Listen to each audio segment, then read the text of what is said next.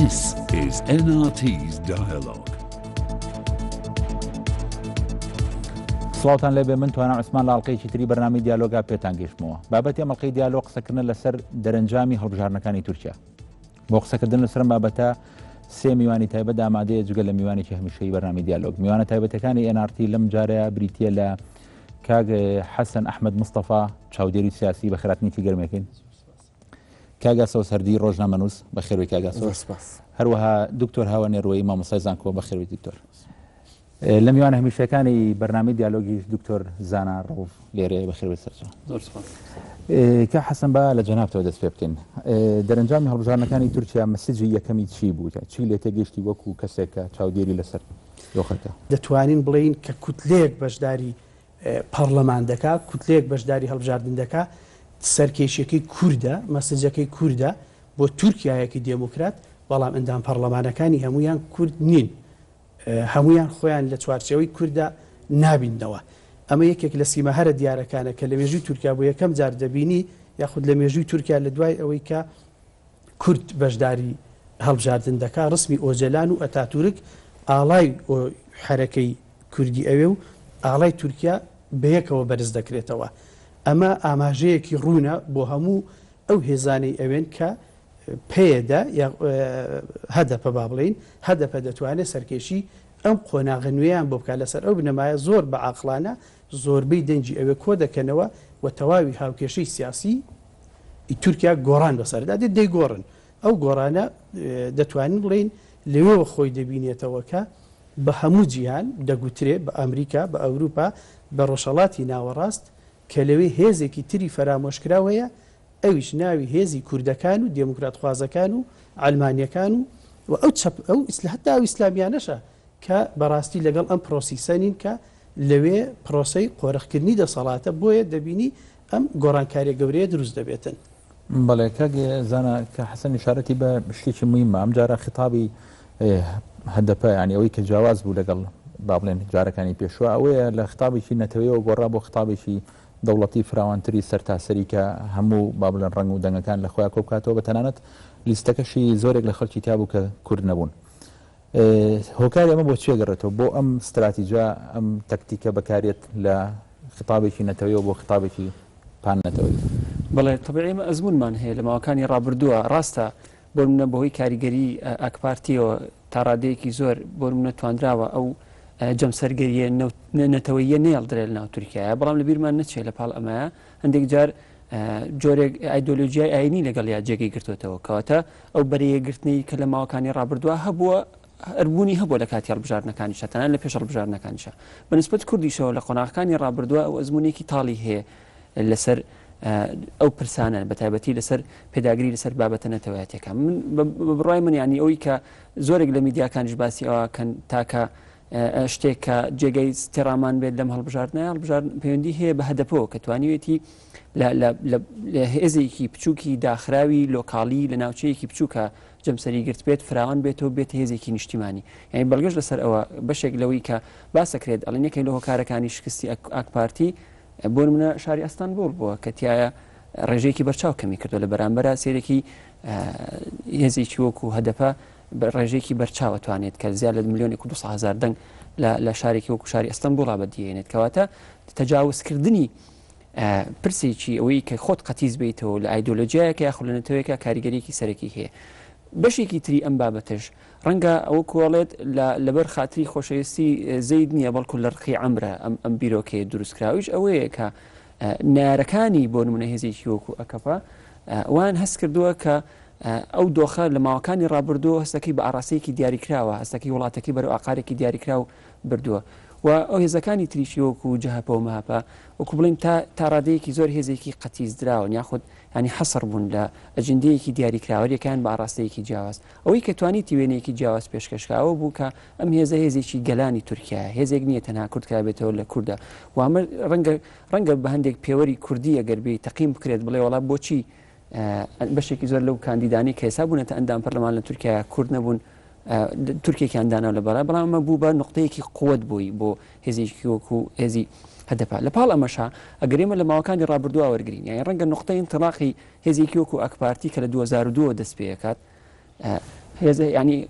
تەقینەوە هەرە گەورەکەی ئاکپارتی لە 2002 بوو بەڵام لە ماوەکانی ڕابردووە بینیمانە هەمیشە تەراجعێک هەبووە لە ئەدایی یاخود لە دەنگی هێزێکی وەکو ئەکپارتیا لە 2002 وەرگری 2010 وەرگری 2011 وەرگری ڕێژەکانی ڕێژێکی کەمتر بۆتەوە کەواتە خەڵکیش بە ئاراستەیەک بە شێوەیەک لە شێوەکان بێزار بووە لەو نەهەجە یاخود ئەو خیتابەی کە ئەکپارتی هەیەی بۆیە هەمیشە ینی میزاجی عامی تورکی دیارە لەم قۆناغای بۆ ئاراستەیە ڕۆشتووەکە تەغییرێ بکات تەغییرەکەش لە چیا بینیانێتەوە هێزێکی نوێیە چکە خەریتە سیاسەکەی گۆڕیوە توانیوێتی ڕێژێ لە ساعت دەتێ بپەڕێنێت بەمەش کاریگەریەکی ئیجابی دروست کردەوە تا سەر ڕای ئەوەی کە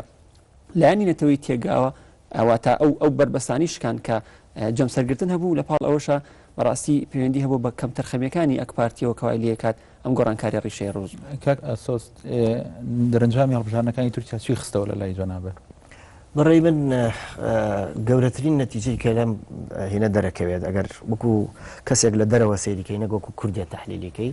بەڕێی من دەنگدەری تورکی بە تورکیایی با بڵین بە هەموو جۆرەکانیەوە بە ئەردۆغانیان وت ستۆپ تا ئێرە و بەسە ینی هەمومان نەزانین مەشروعی ئەردۆغان ئەوە بوو کە سیستەمەکە بگۆڕێ هەمومان نەزانین کە باسی ئەردۆغانەکرا لە ماخیرانایان و سوڵتان ئەردۆغان تەنانەت یەکێک لە ڕۆژنامە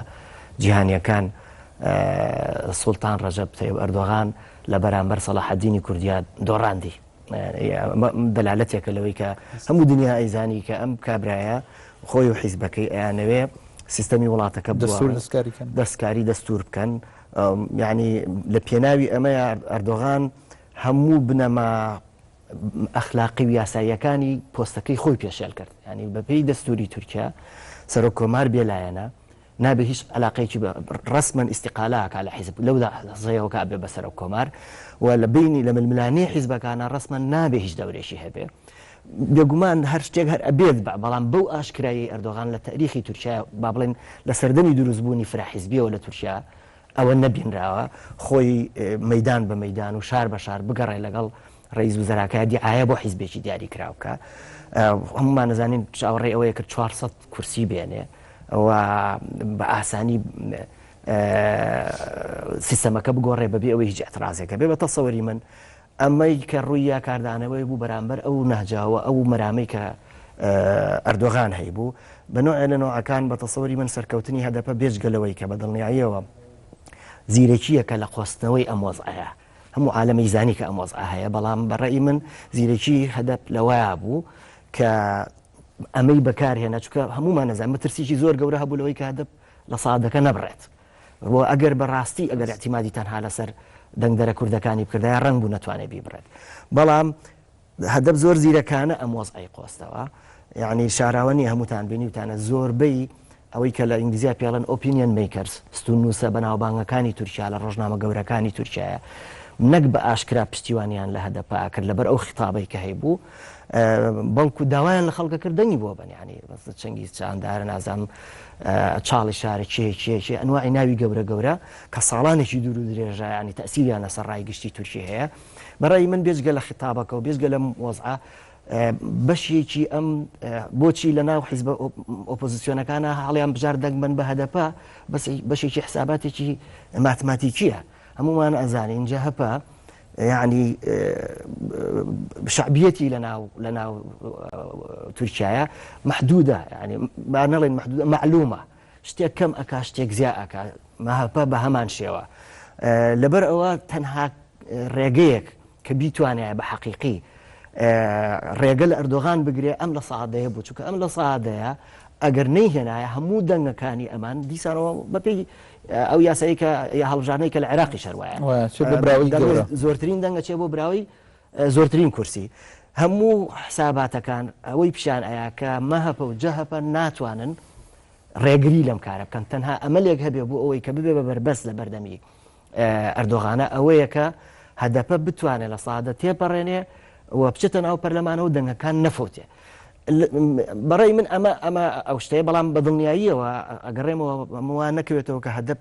هیچ دەورێکی نەبوو زیرەکی یاخود با بڵێن خوێندنەوەی عاقلانەی هەدەپ بۆ وەزعەکە بۆ دۆخە سیاسیەکە تێگەیشتنی لەوەی کە خەڵک لەم ڕۆیە لە چی ئەترسێ لە هەموو شتێ زیاتر و بەکارهێنانی ئەمە و تەبەنیکردنی ئەم خیتابە بەڕێی من سەرکەوتنیشی گەورە بوو بۆیە بەڵێ دکتۆر جەناب گۆشتنی گاکۆ چۆنە بینی بەڵێ سپاس بۆ وێ دەرفەتێ ئەنی بڕاستی ئەگەر بەرە خوب دەینە ئەنجامت وێ دەنگدانل تورکیا بجارەیەکی بچوونان بووە کات مێژووە دروستبوونا دەوڵەتە کومارە تورکیا 23 حتا ئەوروکە کە کورد شێوەیەکی فەرمی وەک حەزب بەشداری پەرلەمانی ببیتن ئەوە بخۆ بچوونە من بۆ تەواقعاتی گەلێک نێزیتی دێنەکردن کە وێرەوێ و شێوازێکی فەرمی احتمالەتی دانوستاندن بهێنەکرد دنەبەرە حکوومەتە تورکیا و هەروەسا پەگێکەوە و خۆلەکە هەرە یا پۆزیتیو بیت بوو مەسەلا ئەوەل 2012 حتونەکە دەست پێ بووە بەس ئەو برادەرێک و بەحث سەرکردی بچوونە من ئەس شێوازێکی دی بەرە خۆ دەمێ مەسەلە یعنی ئەگەرم بەرە خوب دەنە خریتی تورکیا کە کیش حزبال کیرە پتر دەنگ دەست خوبە اینوانە یعنی بەشێ دەڤرە باکوورە کوردستان ئەنکو بەشێ کوردنشین ئەمشین بێژین کە هەدەپێرە یا زاڵە ناوەڕاستە تورکیا بگیرە حتا چیت بوو هەمی گەلک دەڤراندا ئاک پارتی و هەروەسا بەشێ ڕۆژ ئاڤایەوێ جەهەپە زاڵترە ئەوە بخۆ مەسەجێک گەلک جوان گەنیت ئەوی چییە و گەلەجەس ئیشارە پێدەم پێکهاتە کومەڵاتیە تورکیا هێشتا حاضر نینە هێشتا حاضر نینە کە حتا ئەڤروکەژی تقابلەوەی چەندە بکات کە هەویەت و ناسنامە یا کوردایەتی بهێتە پەسەندکردن قابلکردنی بچوونە من احتمالات سەر باژێرەتی متروپۆلەت هەرە مازن احتمالات هەندە گۆرانکارچین بەس ئەگەرم بەرە خوب دێنە دەڤێت لوکالی دەگەم بەرە خوب دێنێ ینی لەگۆر تەجربەم گەلێک جرم بخۆ سەردانە تورکیاکە گەلێک جۆر دەهان جرم سەردانە تورکیاکە دەڤێت تورکیا تورکنیشیندا يعني جورك تعصبات يتناتوي ونجتماعي الدفونية تاجي أو بسيارة جنوبية دسبيه بكو حسن يجي كير هر مسألة دولة نتوا هرچند أفريقيا برنامج ومنهج هذا بداني نجي بلام ببوچونا من سراس روش حالات نافراست همية يعني أو دولة أو هرمت داست جشسندن دانه برنسيب ومبادئ الدولة نتوا جلجرينج خويا هاي درسته اگه مقارنه که گل اروپا و امریکا نو که واتا خونم يعني تقريبا معنا خونم ويا دولة نتوا بلان بيسون سيمبول تو نتوا گل گرنگ اگه برای خب دنا فوتبال بونمونه ولات اروپا وقت فوتبال تیم بلا علا هر دولت که تبلانتی رو که سيمبول يعني دوان دورت بتایبت روشالات نابرسن بتایبت کورتنشین دا يعني او بيجي خويا سيمبول هر گرنگ نتوا گل گرنگ تایبت من یا خويا هاي هرچند افریقا بونمونه هذا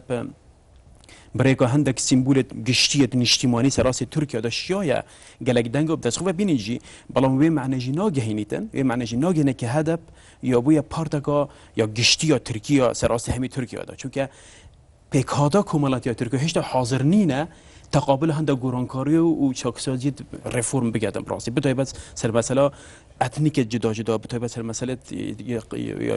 یا کردان لو ما اف دنگدانه به بچونا من دنگدانه که مهجوی بوده شکاندنا دیوار سایکولوژی بوده به تایبت سال 82 که دستور ترکیه داشت چسبانده با مثلا 10 صدق و ایکم دولت دنیای همیه دا که 10 صدق های رجال 10 صدق اگه حزب تنپرینی نشد بیشتر پارلمانی دا روسیا بون من 7 صدق گله ولات دیرفشته های بلام ترکیه به تایبت اف ماده ی دستوری چسبان ی دنگدانه ماده 110 گله جان بحث دیتن به تایبت مثلا کرد و کرد شیوازی که فرمی بجدار نبود حکومت ترکیه دا لصالي نويا كاما صح حوت من دانو حكو بله سال نوتدوی ما رجال صدق 7 حبویه بله بلام نوکه او تشتی خونه مایا بچنا من برای من اگر مقارنه بکنیم که هرم کردستان چون که هرم کردستان یه قیناقه که انتقالی دا اگر افریج هبیتن بچونا من گلک حتی نو که براسی بلکه دجاجی رایام بگن زور چه احتیاطی اجی بلام زور گرینگی خو هبیت افریج هبیتن بلام نت مستوى که واسه بلن برز دو که ترکیه اجدا کو بیت گریبه سه گلک اتنیک جدا شی بلام تایبت مندی هرم کردستان اوه که اگر اتنیک جدا چه سراست مذهبی جیبن یا نتویشی بنجی رجا که تایبت با یا دیارگیریت پارلمانی داشی اما گلک گرینگی خو بلام نسبت ترکیه دفشته همین نبوده يعني حتى انه يكون بجوري كهدف بقوته خو بهذا خو باجداري برلماني ببيت و كا حسن كا هوار شيء مهم ولا سر مسلي او دابج بونا بابلين لا زال اگر برنگ سيري كي خريطي تركيا بيني برنگ سيري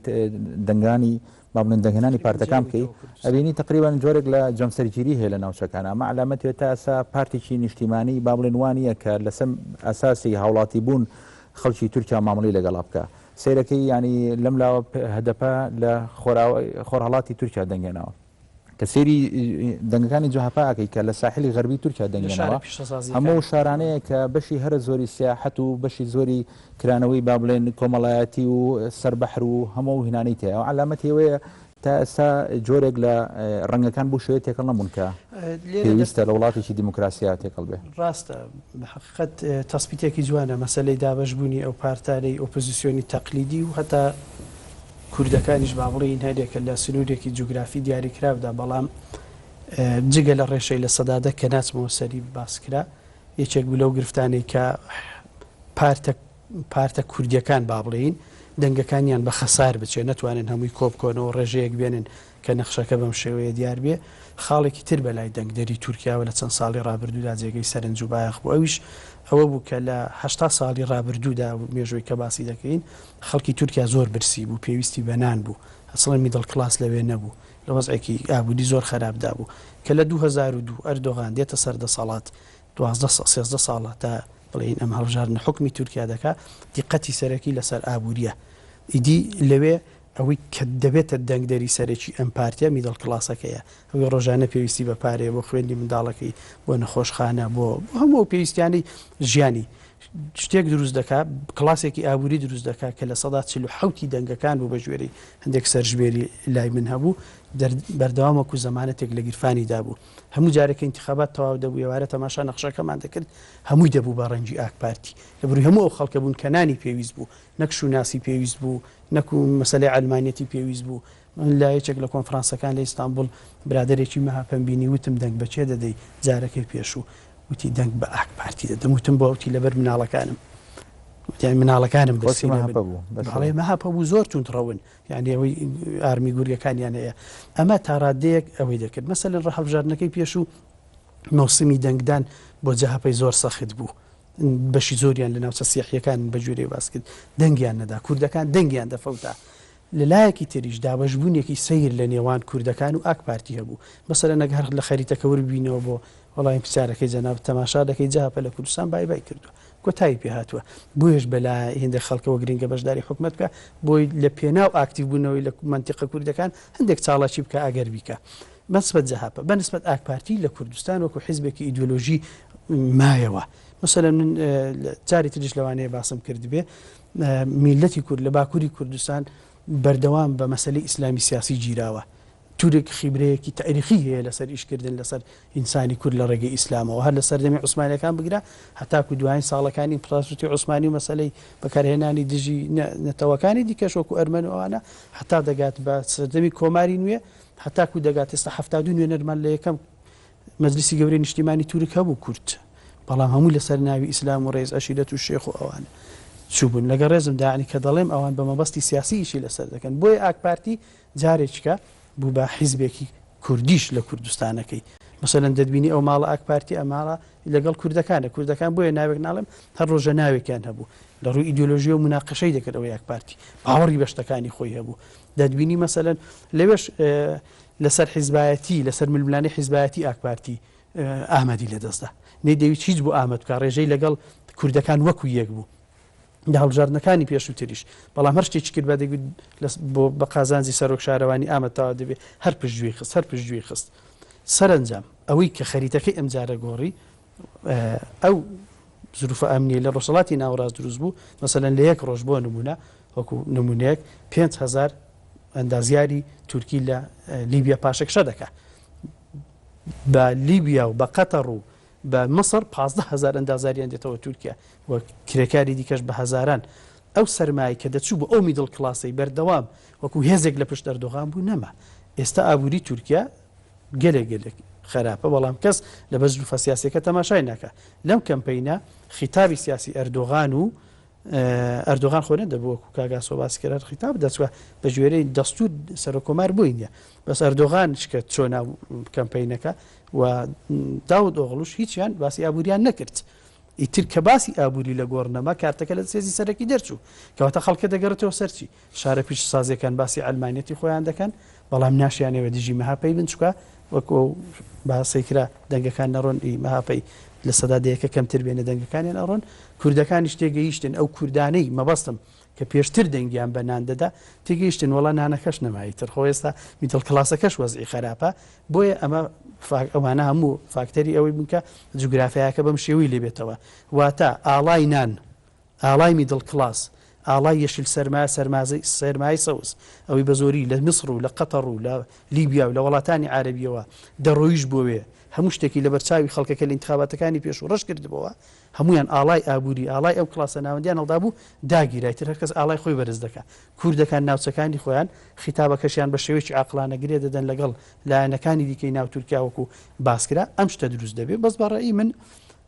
ئیتر بەس هاوکێشەی سەختیش دێنە پێشەوە توانە من ئیزافتەنەوەی کە حەسەنی شارتی پێ ینی ئەگەر ڕاستە خەریکەکە ئێستا هەستەکەی جەمسەرگیریەکی لە دەنگەکانە لە ناوچاو شارەکانە بەڵام لەبیرمان نەچێ ینی ئەو تەرحەی کاتی خۆی ئەکپارتی هەیبوو تەرحێکی نیشتیمانی بوو و ئەو ڕێژێ لە سا 47 دەنگێنا بوو ینی ئەو تا لە ناوچە کوردیەکانە لە ناوچە پیشسازیەکانە لە باکوور لە باشوور توانیوتی دەنگ بێنێ بەڵام وەکوتم لە قۆناغی یەکەمە ئەگەر ڕەنگە دیوێکی اقتصادی بوو بێت کە ئاکپارتی وجودی هەبووە و توانیوتی گەشە بسەنێت و توانیەتی ئەو هێزانەتەوەی شۆڤێنیە بەرەبەرە تا ڕادەیەک لاوەس بکاتەوە بەڵام کۆمەڵێک ڕووداوی تر هەبووە کە پەیوەندی لە دەروی دەوڵەتی تورکیا شابوو بەڵام پەیوەندی هەبوو بە سیاسەتی خارجی تورکی لە ماوەکانی ڕابردووە کاریگەریەکی سلبی بەجێهێشتووە کە هەندێک جار ئاکپارتی وەکو هێزێکی فاشیزمی ئاینی یاخود مەسەبی دەرکەوتۆ لە زۆرێک لە معادلەکانە کە لە بیرمان نەچێ ینی ئەو ململانی کە هەیە بۆ منە تا ئێستاش ڕەنگە لە هەندێک دیوە پەیوەندی نێوان جەهەپە و ئاکپارتی یاخود ماپە ئاکپارتی بەشێکی قسەکردن لەسەر سیاسەتی خارجی ینی شکستەکانی تورکیا بۆ منە لە لیبیایە یاخود لە میسرا یاخود لە سووریا کاریگەریکی زۆری هەبوو لەسەر ئەوەی کە ئەم هێزە چیتر ناتوانین وەکو هێزێکی نیشتیمانی خۆی تەڕحکات چکە لەو وڵاتەیە هەموو خەڵکەکە سونە مەزهب نییە یاخود لاواچێنێتەوە پەرستیەک ئەلمانی بێت نەوێت بەو شوێ بیرکاتەوە لە مقابلە بیریش بکەرەوە ئەگەر هێزێکی وەکو هەدەپە نەیتوانیا لە سایە دەکە بەدەست بێنێت ینی ئەو حسانی کە باسەکرێت ڕێژەی نزیکەی 32 کورسی لەو دەنگانی ئەگەر بەدەستی نێنە هەدەپە بەدەستی نێنە نزیکەی 32 کورسی بۆ شەیە چوو ئەنی بۆ ڕێژەی کێساشەتی ئەچوو بۆ هێزێکی وەکو ئاکپارتی کاتە خەڵک ململانیەکی وەکوی کە حەسەن ئاماژەی پێ تۆ لە دیوە اقتصادیەکەشەوە شکست دێنەوە بەڵام لامان کاتە دەنگەکەش بۆ خۆ دەچێت ئەمەش کاریگەریەکی سلبی لەسەر میزاجی عامی تورکی دروست کردووە بەڵام بەشداریکردنی زۆری خەڵک لە تورکیایە کە نزیکەی 47 میلیۆن زیاتر خەڵک بەشداریەکە لە هەڵبژاردنەکە ئاماژەیەکی زۆر باشە خەڵک ئیتر چەکی اقتصادی تاکە چەکێک نییە بەدەستی ئاکپارتیەوە بەڵکو ێسا خەڵگەوەی کە تێبینیە لەسەر ئاکپارتی ئەو تێڕوانینە مەزهبگەراییەیە تەنان نەکرد بۆ ڕێخستنی کاروباری ناوخۆی تورکیا بەڵکو بۆ ڕێخستنی سیاسەتی خارجیشی ڕەنگیدا بوو دوای ناوبڕەکە منەوە لەگەڵمانە بن.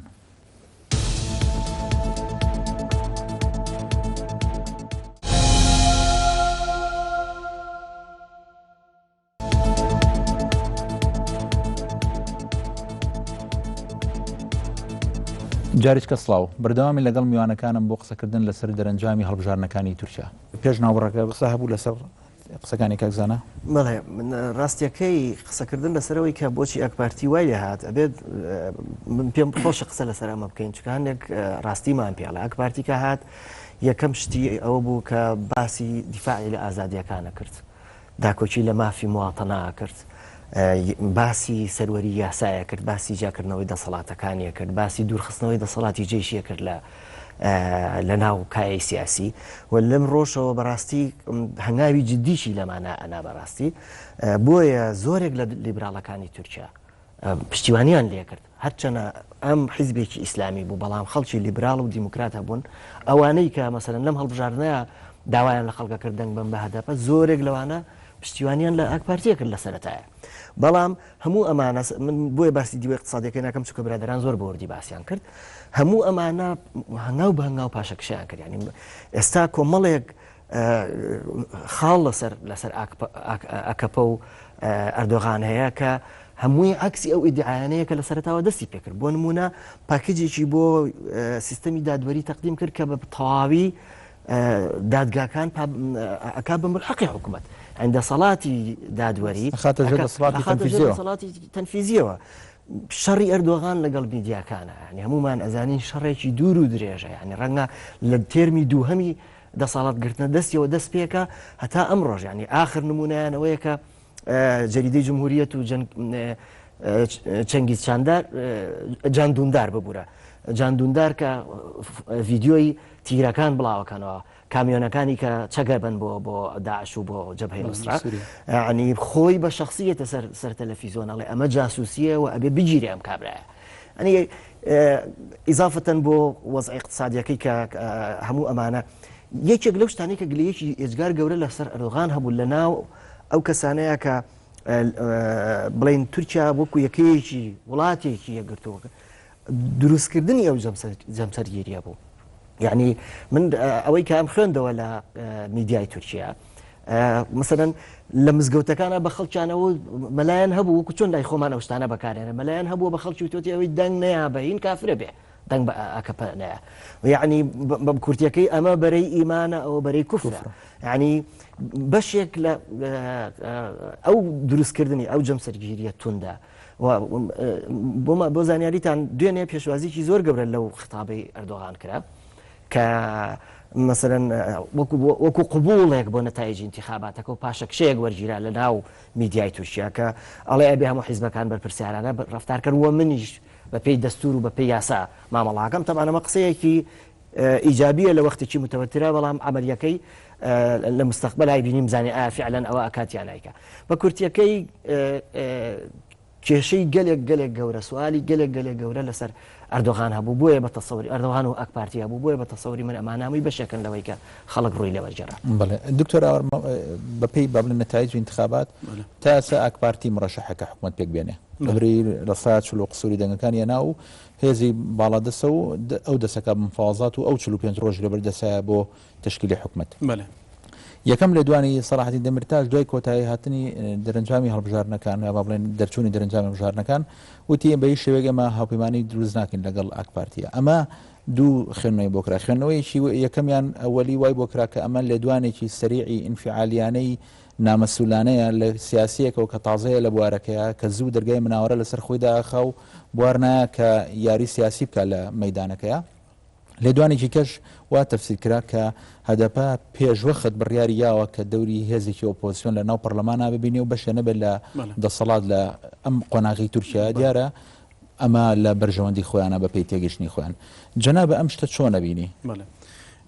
هەر ji bo pêkînana حکوومەتê me çend senaryoyê cuda cudayê heye. Êkişwan senaryoya ku behs sertî te kirin tebîdin te 267 kursî hebin li perleman ku tu pişê hikûmeteka ya zorîne pêk bînî ew AK Partî kir li 2002 heta nûker muayesê za sala ku single party system dibêjne rêvebiriye بەڵام نوکە ئەوە جێبەجێ نبووە ئەنکو 258 کورسی نەجێت حکوومەتەکە زۆر نەپێک بێت ئەو مەجبورە دانوستاندنیانێک و چەند مەسیرێکی سەرەکی تەجی بوو پێکینانە حکوومەتێ یان دەبێت تو حکوومەتەکە ئەتلافی پێک بینی یانژی دەبێت تو حکوومەتەکە کەمینە پێک بینی بەڵام مەرجێکی کە دەنگدانەکە پێشوەخت بهتە کرن ji bo pêkînona حکوومەتê jî me çend ekum destpêk gudî me çend senaryoyê teyê het nûke da desteka rêveberiya AK Partî Erdoganî tu bigire heta ku Davutoğlu bi taybet sê lijnet cudayê pêkîna ji bo danostandinê gel ehzabê dî wekî CHP MHP û HDP بەڵام ئەس وەسا تەوەقع ناکەم ku belê Demirtaş gotî em hazir nînin gel AK Partî حکوومەتێک پێک بینین ئەوە احتمالێت هەندە مەسەجی دیژی هەبن ئەوە وەکی گوتارێکی کە بزانن دەگوێ خودێک کۆدە چه تحلیلات هەبن کۆدە چ دەنگ ڤەدەتن سەر ساحا سیاسیە تورکیا بەڵام ئەساس تەوەقعات کەم کە شانسێکی هەرە ئەویدی و هەیە دناوبەرە CHP و AKP احتمالێت هەیە حتا ئەفروکە نزیک بوونەکی هەیە دناوبەرەوانەدا بەڵام چونکە ji ber çi CHP gem berê xwe dene mêjûwa CHP gel AK Partî taybet 2007 heta tête 2012 da CHP gelek car harîkariya AKP ya kirî bi taybet ji bo miraşehkirina postê Abdullah Gul wekî serokkomar CHP harîkar bûye her CHP harîkariya AKP kî ji bo bûnûmine hindek rakirina hindek bendê yasayî mesela hicabê û mesela hicaba afretan ser damû dezgehê hikûmî bi taybetê zankuwa بەڵام دیسان جوێ معنی ناگەهێنیتن کە بەلە CHP و AK Partî de حکوومەتەکە یا زۆرونە پێکینن وەسە تەوەقعکردن کە هەوڵە بزاوت جدیەتە ku HDP ڕاستی دلوجان بزاوتت ku بەشدار بێت ji bo pêkînana حکوومەتە بخۆ بەشدار ببێتن jî بەڵام bi şertekî کە خاڵە هەرە سەرەکیە HDP çiye درێژکردن و ئەنکو بجددیگرتنە پێواژوە ئاشتیەیە هەدەپە گەلە گرنگی vێخۆلە دەتن کە بەردەوام بیت بەڵام بشێوەزێکی فەرمیە تێدا هەبیتن ئەوە خۆلەکۆ گەلەکۆ گرنگە بوو هەدەپە دیسۆن ئەکۆ مەگوتی پێگەهەیە ئەکو بەحسکە دکتوری بەحس سەرکردیژی کە دەڤەرە و لوکالی دەرکە بوو تشێکی ناشونال هەرچەندە نەت ئاستێکی پێویستە بەڵام gelek kesit yani hizbeke ya sosyal beref cep bes takriben em şîm bêjin hizbeke beref liberal ve çîtin hada pejberçe şiyaya gelek dengit pêwîst dezvixû ve bînîtin ke ev texo komalgehê pitir şêwazekî liberal hezirtiyen û fikirtiyen ser Asya Tirkiyada اساسا توقعات کم که آک پارتی کو آسوج هر بحث سر کردیم با مثلا دورت کردنشین دا کو خارج حتی که بس نهات کردن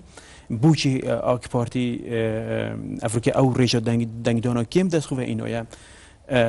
بو موای 13 سالا دیار بو خلک ترکیه که براستی اوکی مدنگ خدا حزب اسلامی چه هاتا گهرینه ترکیه برای کی و چه امید بینین که ترکیه براستی و 2 ساله که قیرانه که آبوری دا و بتهیبت قیرانه که سیاسی دایه یعنی مثلا سوریه مجبیره که کریز سوریه مجبیره که کریز عراق بو مثلا داعش مجبیره که هرچند از گلو چندینیم که ترکیه بیشتر ترکیه هری کاریا داعش کریجی بلام ما چه تسيت رسمي جنين ام ديار بكن جي اثبات بكن يقول بلا براس تركيا جاري كره داعش جاكيري اجيا الناس تسي جليلانيه بله تو كمان رايها كي جليلانيه كدا تركيا من الرقم جواز بلا يا من بتصوري من هالميديا تركي خوي بصدان فيديو وفوتو وصدان بابلين نكهر او اندان برلمان كان بتاي بدواني كسر بجهبن چەندین جار خۆیان لەگەڵ خەڵکا دانیشتون کە ئەو خەڵکانێک کە خەڵگەک گوێزنەوە چەکە گوێزنەوە ینی سوورە گیراوە کە مەسەرەن بە ڤیدیۆ من میدیای تووشی خۆی بڵاوی کردێتەوە ینی شتێک نییە شارەوە بێ هینەکان بێکەوە قساکەن چەکدارەکانی داعش لەو بەرەوە لەگەڵ سەربازە تورکەکانە قساکەن بۆری نەوت ڕاکێشراوە بەژێر عەرزا خولێرەش پێشمەرگەش لەگەڵ داعشەکان قسەیان کردووە خۆ نابێت دەلیلێکی وایە بەڕاستی ینی مەسەڵ ینی بڵاوبوونەوەی ڤیدیۆی تیرەکان ئەوە دلیلێکی بەقووەت نییە ئەتوو ینی ئەمەی کە لەم کاتی انتخاباتی شاجا بۆچی بەڕێی من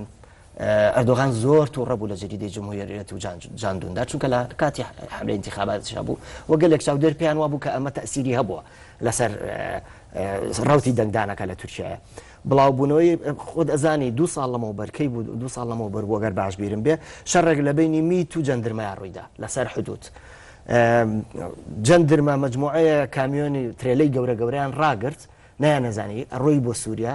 گرتیان جەمتومەز ئەمە ئایدی میتە و بوو بە شەڕیان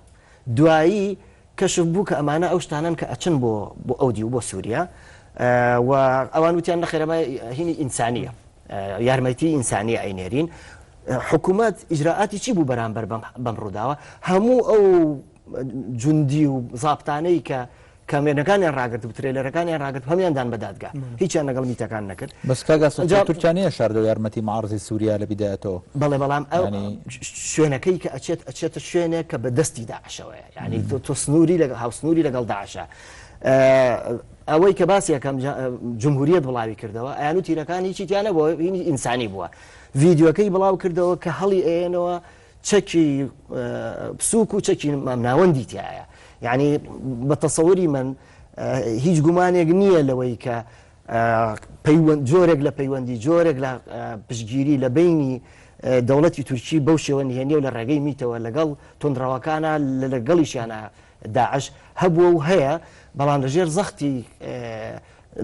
نێودەوڵەتی لەژێر زەختی غەربیە ڕەنگە ئێستا ئەمە مەحدود کرابێ بەس بە جەبهەی نوسرا ئەگەر ڕێگەم پێ بدەی ئەگەر ئەم بەرە خوب دێنە سنوورێت جغرافیە یا داعشێ خو یە ناوبەرە هەرێمێکێدا سنوورێت گەل سووریا حکوومەتە سووریا سنوورە گەل حکوومەتە تورکیا سنوورەت گەل حکوومەتە کوردستانە سنوورە گەل حکوومەتە عێراقێت شەکی دیژمەنینە ئەکیدە ئەگەر شەک هەیە بوو چەندێ بەڵام ئەوە ئەس تەرکیز لە سەر چەندێت کەم چییە يعني دليلك بقوة نينك أم راسي تركيا توان بابرجن بيشندك كبله تو هاريكاري جل داعش دا. أجر دليلك بقوة هب أجي تركيا بخو عندهم الناتو دا. درسته اگر اندام ناتو گلک دولت اندام ناتو داد که دجاتیا یعنی شری برگا بالا فرد شرکر شر داعشت يعني كاكاسو والله ما جيم بين سر بسياره جنوب ابو مساله هذا يعني ايكش وان خالد هر سرکی کو اك بارتي براستي درجات دنگت اك بارتي كم بويا زفده بكوما كا فاكتورا ايكش وان فاكتور هر سرکی اكو من قوتي يعني كريسا سياسات درفيا تركيا دا بو مساله مصر مش بيرنا كي بو مساله ليبيا مش بيرنا كي بو مساله سوريا مش بيرنا كان بتا اجري وصل اجرك وصل كو استقرار السياسي جلنا في تركيا بخودش كيف ده بنفشاره كيف ده بن بسياره ده يعني انه كاجب مثلا كردا وباكيجا مش بيرنا كي قرا بهره سركيو بيه بلام بشي 16 سال که دنگ بو آک پردان بتای بعد دور کرد نشین و گهلا کشون دنگ بو آک پارتی دان بشي 16 سال تورید اسلامی چه گوران کاری کردن سر راسته بتای بعد بو مثلا کردا دان بو چون هم چه شکی واسه گوران کاری بخواه ندید لا ما اگر هم برای خوب دینه که نو که رجا دنگت هذا با زیاده بون سر مستوى ترکیه دال الهرمی در که بود شکل نشنال اما نتنی بوی چند زفریده بکو ام تنی رخنه آک پارتی بگیرین بلام بوی چند زفریده و که پیدابون چند جمسری ها سر مستوى سیاسی ترکیه دا اما ایک یادویه پیوندی آک پارتی 2002 حتی نو که رجا که 180 درجه زفریتن بو جهان اسلامی حتی راده که نسبت بری حزب تویک و همی ترکیز اول سر اروپا و امریکا بویا بله که حسن لسر سيناريوي بجداري نكردني اكابا ان هذا لنا حكمته يعني تلافي لقلان نكرا وكو خويما وكو بوزيشن ما باباسي او اقربكن لما اقريا بيشتلا كردستاني تركيا هەڵبەت هەموو عمدەی شارەکان با بڵێن محافظی شارەکان حکومەت دایانێ بەڵام ڕئیسی شارەوانەکان بە هەڵبژاردن هەڵبژێردن ڕئیسی شارەوانەکان کە کوردەکان بوون و عمدەکانیش کە خەڵکی بوون لەگەڵ ناوەندا بوون با بڵێن لەگەڵ ئاکپارتیا بوون و حکومەت دایناون تەعینی کردوون هەموو ئەوانە ڕێگر بوون لە با بڵێن ڕێگر بوون لە پێشکەشکردنی خەدەمات لە ناوچە کوردەکانە ویان کردووە کە مووقفی شارەوانەکان زەعیف ببێ سەلاحیەتیان ناوە بە شارەوانەکان ئەم مفارقی با بڵێن دەسەڵاتی لە بینی عمدە و لە بینی ڕئیسی شارەوانەکانە هەیە ئەگەر ئەم جارە دیسانەوە هەدەپە بەشداری حکومەت نەکاو کە ئۆپۆزیسیۆن بمێنێتەوە دیسانەوە نەتوانێت عمدەی شارەکان دابنێەوە دیسانەوە لە ناوەندەوە سیاسەتی ئابووری و سیاسەتی خزمەتگوزاری لە ناوچە کوردەکانە بە شێوەیەک نەچێتە پێشێک کە هەدەپە بە خەڵکی ناوچەکە بڵێ من توانیمە گۆڕانکاریەک لەسەر ژیان و گوزەرانی ئێوە دروستکەم ئایا ئەمە مغامرەیەک نییە بۆ پاشەکشەکردنی سمعە و هێزی هەدەپە لە 4 ساڵی داهاتووە بەڕێی من ئێستا سنتەری مناقەشەکە ئەمەیە لە تورکیا ینی ئەوەی ترەوەی باسمان کرد ئەوە دەبێت ئەزمموی لێوەربگیرێەوە پێویستە بخوێنرێتەوە بەڵام ئێستا نۆرەی ئەوەیە لە تورکیاش ئەمە مناقەشە دەکەن بەس بە پێویستی دەزانم بەر لەوەی وەڵامی پرسیارەکە بدەمەوە بزانین کارکتەرەکانی تورک خۆیان ئێستا لە چە مستەوایەکدان مەسەلەن بۆ نمونە جەهەپە لە هەموو کاتێک زیاتر وەکو ستراکچەری حیزبەکەی وەکو یەکێتی فکری ناو حیزبەکەی حازرترەوە پێنج لە بەڕێوەبەرەکانیشی لەگەڵ کلزارەغڵووی کوردن ئەمە جەهەپە یعنی لە هەموو قۆناغەکان زیاتر حازرە و هەموو بۆ کاری سیاسی بۆ بەشداریکردن لە حکوومەت یا بۆ دژایەتی حکوومەت بۆ ئەوەی کە بیەوێ یعنی جەهەپەی چەند ساڵی ڕابردوونیە بە ژێرەی ئەو بەدوادەچوونەی من بۆیم هەیە لەبەر ئەوەی ئەوانەی کە کەمالی زۆر توند بوون خەڵک لیان بێزار بۆکو دەنیز بایکال و ئەوانە بەس جۆرە عیلاقەیەکی دۆستانەیان ماوە لەگەڵ قیادەی ئێستا بەرەو چەپێکی زیاتر لە کەمالی بەرەو چەپێکی دموکراتی دەڕوە بەڵێ مەسەل بۆ نمونە دەبینی پیاوێکی وەک موراد ئۆستەلی کە سەفیری گەورە سەفیری ئەنقەرەوی لە بەغدا پیاوێکی عاقڵ ینی تێگەیشت و کراوە ئێستا ڕاوێژکاری ئەوەیە سەرۆکی گشتیە کە دەبواە بەداخەوە لە هەرێمی کوردستان چەند جارێک لەلایەن ناوەندەکانەوە ناوەندەکانی مەسەلەن ڕۆژنامەگەریە ئەکادیمیە داوت کرا باە بەڵکو دەرگایەکیش دەبوو بۆ ئەوی تعارفێکیش لەگەڵ جەهەپە بکرێ ئەمە یەک بەنسبەت مەهاپە وەک خۆیتی مەهاپە هەمان عەقڵیەتی هەیە بۆی ئەحمەد داودۆغڵو دوێنێ ئێوارە بۆ تیئارتی تورک دەڵێ پەیوەندیمان ئێتیلافمان لەگەڵ هەر حزب یاخود بەو شێوەیە دەڵێ چارەنووسی پرۆسی ئاشتی دەکەوێتە سەر جۆری ئێتیلافمان لەگەڵ حیزبێکی دیکەی کە لە تورکیا هەیە ئەمە هەڕەشەیە بۆ کوردەکان واتە ئەگەر لەگەڵ مەهاپەیەک بگرین کە ئەسڵەن بڕیاری داوە نابێ کورد هەبێ بوونی کورد زیادەیە هەر لەسەر نەخشەی ژیان ئەحمەد داودۆغڵو دەڵێ چارەنووسی پرۆسی ئاشتی پەیوەستە بەم ئیتیلافی کە ئێمە دەیکەین ئەمە ئارەزووی ئاکەپە بۆ بەشداریکردنی کوردەکان دەردەخا مەسەلەن لەگەڵ دەنیز بایکاڵدا دەنیشی ئەویش هەر جۆرە زەختێکە لەسەر کوردەکان لەسەر هادەپ و کوردەکان و هاوپەیمانە ئەگەرنەی لەگەڵەوانە مەسەڵەگە تۆ تەماشا بکە ئێستا زیاتر سیاست لە یەکتر دەکەن کارتەکان بەکاردێنن ئەوەی کە تەماشای دەکەین سوپرایزی ئەم هەڵبژاردنە هیچ کاندیدێکی سەربەخۆ لە تورکیا دەرنەچووە ئاکەپە بڵێ ئەگەر حیزبەکان لەگەڵم نەبن پشتیان پێدەبەستم بەس یەکشت هەیە قانونێک لە تورکیا هەیە هەر ئەندام پەرلەمانێک 2 ساڵ ئەندامی پەرلەمان بێ تەمەنیشی ئەوە بێ ڕاستەخۆ لە ناو پەرلەمان خانچین دەبێ بەردەوامیشە 10 ملیاریشی پێدەدرێتین ماگانە معاشی ئەندام پەرلەمان لەوێ گەلێک زۆرە لە تورکیا قەرار و هەمواری بکەنەوە بەڕاستی نازانم گەیشت بەچێ بەدووی ئەکەوتم لە بڵین بزانم دەگا بەچێ دوای لی دابڕام بەڵام ئەمە هەبوو هەتا ئێستا شوا بزانم بەردەوامە هەندام پەرلەمانێک ماگانە 10 ملیار 100 ملیار 100 ملیار ببوورە کوردستان چای لێ کردو زۆر گەلێک وەردەگرن ئەمە لەوانەیە هەندێک ئەگەر بڵین ئاوا بێ بەرنامەش بستەنای 5-6 کەسێک لەوانە هەبن بۆی پارەکان مسۆگەر بمێنێتەوە نەسناڵژارنی پێشوەخت دەنگی پێ بدەن بەڵام هیچ ئەمەلێک بۆ ئاکپارتی نیە بە تەنها حکوومەت پێک بێنی ئەگەر هێزێک هاوکاری نەکە چونکە کاندیدی سەربەخۆ لە تورکیا نییە ئەمە یەک بەنسبەت هادەب ئەگەر هادەب لە دەرەوەی حکوومەت بمێنێ بۆ یەکەمین جار لە مێژووی تورکیا دەبێتە گەورەترین حزبی ئۆپۆزیسیۆن کە کورد سەرکێشی دەکا لە تورکیا چونکە پێگەی ئۆپۆزیسیۆن لە تورکیا بەقەت پێگەی دەوڵەت گرنگە بە حکمی ئەوەی لەگەڵ ئەوروپا لێک نێزیکن دەست و پەنجە لەگەڵ ئەوروپا نەرم دەکەن و تەنها ستاتوی سیاسیان ئەندامی لە چێتی ئەوروپا لە ڕووی بازار لە ڕووی جەیش لە ڕووی هەموو شتێک ئەندامن لە ئەوروپا هەموو شتێکیان لەگەڵ ئەوروپایە ئۆپۆزیسیۆن لەوێ کاریگەری زۆرە من پێم وایە کوردەکان دەیانەوێت چ بکەن ئۆپۆزیسیۆن بمێنن بۆی ببنە گەورەترین ئۆپۆزیسیۆن یاخود پێ دەڵێن ئۆپۆزیسیۆنی دایک لە تورکیا وای لێ دەچونکە دەنگەکانیان دەڕۆن بۆ نزیک بە 82 بە پیجوێرەی ئەوەیە وەگەلەوە ئێستاش ببێنیتەوە لە حیزبەکەی دیکەی ماپا بەهێزتر دەبن و گریمانەی وەش دەکرێت چکات چەند برایەکی تێدایە برایەک لەم لە هەدەف دەرچوە برایەک لەگەڵ ئەردۆغان ئەمانش تۆزێک ئەردۆغان موقفی چاک نەبی ئەوانش دێنەوە لای کوردەکان هەندێک شتی تریشەیە مەسەلەن ئامۆزایەک لەوێ ئامۆزایەک لەوێ ئەوانش دەرچوون هەر ئەوانەی لە ئاکەپەش دەرچوون هەر خزمی ئەوانن کە لە کوردەکان دەرچوون بۆیە بە تەخمینی من ڕێژەی کورسیەکانی هادەف دەگا بە 90 کورسی ئەگەر تەنها ئەردۆغان لە دوانێکی تون بدا ئەوانش دێنەوە ئەم لایە چکە ئەوانش دەنگیان زۆر هێناوە لە ناو کورد لەسەر ئەوە ساسە من پێم وایە بەنسبەت ئاکەپە زۆر پێویستێتی چونکە سومعی ئەم کوتلێ لە ئەوروپا لە جیهان گەلێک زۆرەی سەلاحەدین تەبیرتاشوان زۆر مەسەلەن ئیسرائیل لێ دوانیدا بەرپرسی دۆسیەی کورد لە سیایی دەڵێ ئینقازی ناوچەکەی کرد کورد وا دەڵێ مەسەلەن ئەوروپیەکانە گوت تەماشا حەسەن نقطەیەکی مهمە واسرە تێنەپڕین ئەگەر ڕۆی بەرەو انتخاباتی مبەکر یعنی هیچ ڕێنەکەوتن و لە پێ ناتوانێت حکوومەتی ئەتلافی لە بینی خۆیان دروستکەن و ناچار بوون چون بۆ بژانی پێشوەخت کێ سوودان انتخاباتی پێشوەخت دەبینێ انتخاباتی پێشوەخت ئێستا کە بکرێ دیسان هەر سەلاحەدین دەمیرتاش و ئەوان سوودی لێ دەبینن ئەردۆغان ئەوەندەی سوودی هەشە چکە خەڵکانێکی تر لەگەڵی نابن ئەم جارە کە زیانیان زولفی بەرەو شکستە بەس ناچن ئێستا لەم کاتەدا بۆچی ناچن ئەردۆغان یاخود ئاکەپە 4 ساڵ جارێک کۆنگرەی خۆیان دەبەستن ئەو کۆنگرەی پێشتر بەسترا پار ئەمە کۆنگرەیەکی نەئاسایی بوو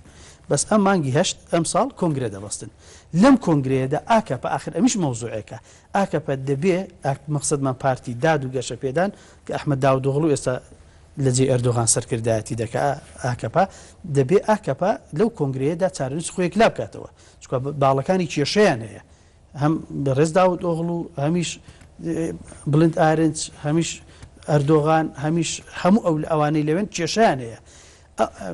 گویل یەکێک لە کارکتەرایزە هەرە سەرەکیەکانێتی پشتگوێ خراوە لەم کۆنگرەیەدا ئەوان زۆر مەبەستیانە خۆیان ڕێک بخەنەوە هەندێک موچاو کە زۆر ئاشتن لەگە مەسەلەن من پێ دەڵێم ئەگەر لەم کۆنگرێدا ئەوان جورئەت بکەن گویل بکەن بەسەرۆکی گشتی و ئەو بدەنە پێش ئەو جار هەڵبژاردن پێشوەخت بکەن دەنگەکان دەبێنەوە بخۆیان بەڵێ کاگە زانە ئەگەر ئەمما کورتێ ماوانە قسە لەسەر با بڵێن بێنێت تۆزێ دەرەوەی تورکیا ینی تاثیراتی مەلەفی داعش لەسەر انتخاباتەکە و تاثیراتی ئەو انتخابات و نەتایجەکانی لەسەر هەرێمی کوردستانیش ئەگەر جانەزەرێکە هەیە یەکمان کاریگەری هەبووە لەبەرەوەی ئێمە ئەزانین ئێستا کە هێزێکی وەکو ئاکپارتی کە لە دۆخێکی دژوارەژی و سەورەکەم بەشێکی زۆری ئەو باجی کە حزبی ئاکپارتیەتی پەیوەندی هەبوو بەشێک لە سەرکێشەکانی خودی ڕەجەب تەیب ئەردۆغانەوە کەوای لێ کردووە کە بە ناچاریە بێ ئێستا هێزێکە بێ بە ناچاری هێزەکان ڕازی بکات و ئەو ئیتلافشی کە دروستە بێت و حکوومەتی کە لە تورکیا دروستە بێت بە دڵنیاییەوە ئەگەر تەنها کەمینە بێ یاخۆ ئیتلافی بێ حکوومەتێکی لاواز دەرەچێت چکە هەمیشان لەژێ هەڕەشەی هەڵەشانەوە لە ناوچوونە بێگومان ئەم دۆخی کە ئێستا هەیەی دەوڵەتی تورکیا حکوومەتێک بەڕێوە حکوومەتێکی هەشە سەرڕای ئەوەی کە ڕەنگە لە دیوێکە کاریگەری دروستکە لەسەر دەخڵکردنی هەندێک هێزی ناوخۆی لە ناوخۆی تورکیا بۆ نە کاریگەری سوپا ینی ڕەنگە بەهۆی کاریگەری ئاکپارتیەوە لاواز بۆ لە قۆناغێکە بەڵام لە بەردەمی حکوومەتێکی لاوازە و لە بەردەمی سەرۆکێکە کە دەسەڵاتەکەی نتوانی بێتە سیستەمێکی سەرۆکایەتی تدخل کاریگەری دروستەکات بێگومان لەسەر ناوخۆی هەرێمی کوردستانیش هەموو هێزانی کە یاخود هەموو وڵاتانی کە بە شێوەیەک لە شێوەکان پەیوەندیان لەگەڵ حکوومەتی دەوڵەتی تورکیا هەبووە و بە تایبەتیش لەگەڵ هێزێکی وەکو ئاکپارتیا هەبووە بێگومان بە شێوەیەک لە شێوەکان متەئسیرە بن پێی بەڵام کاریگەریەکانی ئەوەیە کە بزانین مەودای ئەو پەیوەندی کەتیایەتی بە شێوەیەکە بێ هەندێک وڵات هەیە لە ڕووی اقتصادیەوە زیاتر دەوڵەتی تورکیا مامەڵی لەگەڵا کردووە تەسەورەکەم ئەمان کەمتر متەئسیر ببێت بەڵام ئەو هێزانی کە بۆی کاریگەری سیاسی هەبووە و دەستێوەردانی تورکیا بۆ بە تەواوەتی کاریگەری دروستەکات بۆ نمونە لە سووریا هەموو هێزانی کە تورکیا وەکو دەوڵەتی تورکیا و هێزێکی یاخود حکوومەتی کە پێشتر پێویستی بە هێزی ئیتلاف نەبووە پێویستی بە ڕەزامەندی هێزەکانی تر نەبووە بێگومان پێداچوونەوەی پیاکرێت چونکە هەر هێزێکی تر بەشداری بکات لەگەڵ حکوومەتی نوێی تورکیا جا کورد بێت یاخود ماپە بێ یاخود جاپە بێگومان یەکێک لە دەراویشتەکانی گۆڕانکاریە لە سیاستی خارجیە بۆ هەرێمی کوردستانیش بە هەمان شێوەیانی بە دوور نییە لەم دۆخە کە ئەبێت جارێکی تر کراوەتر بێت بە تایبەتی من تصورەکەم لە مامەڵەکردنی لەگەڵ هێزی غیرە سونیە مامەڵەکردنی لەگەڵ هێزی شیعە یاخود لەگەڵ کۆمەڵی هێزی تراکە لە دۆخەکانە پەیوەندی لەگەڵ دەوڵەتی ئێرانە هەندێک هێزی تراکە تا ماوەی کە ڕابردوو دەوڵەتی تورکیا بە توندی مامەڵی لەگەڵا کرد بەڵام ئەوەی کە ترسی منە لەم دۆخە ئەوەیە کە یەکەم وتاری شخصێکی وەکو ئەردۆغان لە دوای هەڵبژاردنەکە کە لە 11 شەشا بوو ڕۆژی پێنجشەمە یعنی هەستەکەی جۆرێک تا ئێستاش هەزم نەکردنی ئەو دۆخەیەکێتی ئەوێت بەشێکی شکستەخان بخاتە ئەستۆی هێزێکی تری نێودوڵەتی کامە ئاماژەیەکی خراپە بۆ دەوڵەتی تورکیا کە ناتوانێت حکوومەتێکی جێگیری وەکو پێویست دروستکات. بەڵێ ئەگەر تێبینیتان نەماوە بە بەرنامەکە کۆتای پێ من کاتمان نەماوە وڵی من هاوڕام لەگەڵ قسەکانی جەماعەتە بەس حەزم کرد یەکش دوازەحکەین بۆ بینەرانمان کە ئەم فترەیە 45 ڕۆژە چییە چۆن حکوومەت تشکیلەکەی حکوومەت تشکیلکردن سێ ڕێگەی هەیە لە ماوەی ئەم 45 ڕۆژە داودۆغڵو بە ئەتیباری براوەی یەکەمی انتخابات و سەرۆکی حیزبی براوەی یەکەمی انتخابات تەکلیفەکرێەوە هیچ ئینیشیتیانێ مەجالیشتیانێ 45 ڕۆژی هەیە یا ئەوە تا ئیتلاف دروستەکە یاخود یەشێک لە حیزبەکان ڕازیە بێت لە دەرەوە بەشداری ناکە بەڵام بە چەند مەرجێک دەنگی بۆ ئەوە بۆی لە 150 زائیدەکە کە بێنێ و حکوومەت تشکیلکە احتیمالی سێم ئەگەر نەیتوانی احتیمالی سێم ئەوەیە کە ئۆغڵو ئەگەڕێتەوە بۆ لای سەرۆک کۆمار ئەڵێ من فەشەلم کرد لەم حاڵەتە پێش ئەوەی 45 ڕۆژەکە تەواو بێ لەم حاڵەتە سەرۆک کۆمار تەکلیفی دووهەم براوە ئەکا کە جەهەپێ ئەویش بەڵام نابێت لە 45 ڕۆژەکە تێپەڕێتەبان ینی بۆی زیاد ناکرێت لە 45 هەموو هێزەکان 45 ڕۆژەکەی بڵێ ئەگەر هەموو ئەمانە نەبوو ئەنجا ئەو کاتە بەپێی دەستوری تورکیا سەرۆک کۆمار بۆی هەیە بەڕاوێژ لەگەڵ سەرۆکی تەمەن سەرۆکی تەمەنی پەرلەمان بەیەکەوە قەرار بن بچن بۆ هەڵبژاردنێکی یەک کورتێکی ئەودیم هەیە زۆر کورت براسي تركيا تجربة خرابة هاي جيبوي حكومتك ائتلافي يا بشيء قشتي تركيا تجربة خرابة هاي بعد تميجو تركيا دوغا لك يا ديارة يا ديجي اك بارتي بوچونا مت دوها كانال بردا ناجي بلكو اردوغان دوها كانال بردا شو ك خونا ويجيب جنبو ك بشيء دستوري بغوريتو بيتا ساروكا كي مطلق جي ينجي بيتا سيستم برلماني ولا سيستم زور سپاس بو ك حسن احمد مصطفى ك میوانی تایبەت بو هاتبو وناو برنامه كمان وهروها دكتور هاوار نيروي هروها كاغا سەردی ڕۆژنامەنووس سپاس بۆ کاک زاناش کە بەشداری کردین ئەڵقەی ئەم جارەی دیالۆگمان کۆتایی هاوتا ئەڵقەیەکی تری دیالۆگ شاد و سەلامت بن.